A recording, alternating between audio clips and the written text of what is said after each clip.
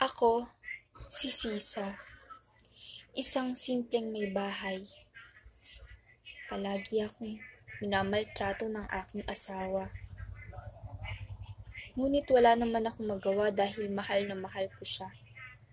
Hindi ko siya kayang iwan.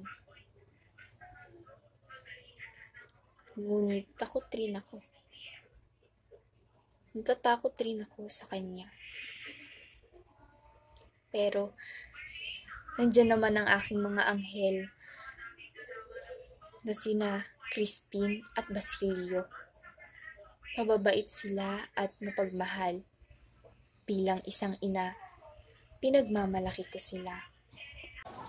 Isang tinig na puno ng takot at pangamba ang tumawag sa akin. Boses iyon ni Basilio. Pagbukas ko, ang aking panganay ay puno ng sugat sa katawan. Agad ko siyang pinunasan at ginamot. Marami akong gustong itanong sa kanya. Nasaan si Crispin? Bakit ganyan ang ayos niya? Nasaktan ba siya? Anong nangyari sa dalawang anghel ko? Ngunit, kailangan niyang magpahinga. Alam kong may itinatago sa akin si Basilio, pero hindi ko yun pinigyan pansin. Minom lang ng tubig si Basilio at natulog. Kawawa ang anak ko. Bata pa siya, ngunit sandamakmak na ng paghihirap ang kanyang dinanas.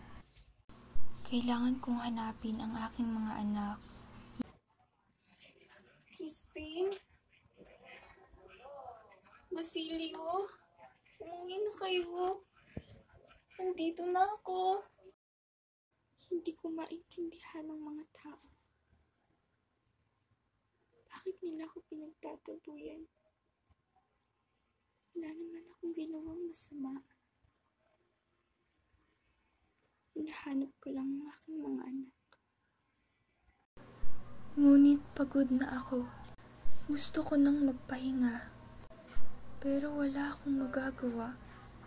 Hindi ko kayang protektahan ang aking sarili, maging sina Crispin at Basilio. Sana, kung nasaan man sila, sana nasa mabuting kalagayan sila.